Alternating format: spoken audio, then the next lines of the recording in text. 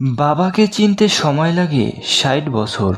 বয়স যখন ৪ বছর আমার বাবা মহান। বয়স যখন ৬ বছর আমার বাবা সব জানে, সব থেকে বেশি সাহসী। বয়স যখন ১০ বছর আমার বাবা খুব ভালো কিন্তু বেশি রাগী।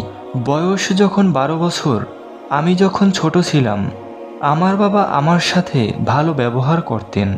বয়স যখন ১৬ বছর আমার বাবা খুবই ব্যাকডেটেড, নতুন কিছুই বুঝতে পারে না। বয়স যখন ১৮ বছর আমার বাবা দিন দিন খিটখিটে হয়ে যাচ্ছেন। বয়স যখন ২০ বছর বাবার সাথে থাকাটা অসহ্য হয়ে উঠেছে। জানি না মা কি করে বাবার সঙ্গে থাকে। বয়স যখন ২৫ বছর আমার বাবা আমার সব কিছুতেই বারণ করেন, কে জানে কবে বুঝবেন। বয়স যখন ৩০ বছর আমার ছোট ছেলেকে সামলানো মুশকিল হয়ে উঠেছে। আমরা নিজেদের বাবাদের কত ভয় পেতাম ওই সময়ে।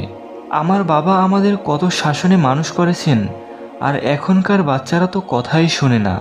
বয়স যখন ৫০ বছর আমি তো আশ্চর্য হই, আমার বাবা কত কষ্ট করে আমাদের মানুষ করেছেন। মাথার ঘাম পায়ে ফেলে কষ্ট করে মানুষ করেছেন।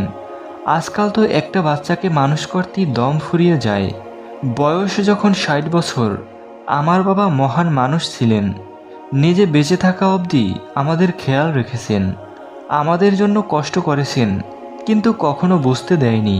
সত্যি তো এটাই যে নিজের বাবাকে বুঝতে ও চিনতে ৬০ বছর সময় লেগে গেছে।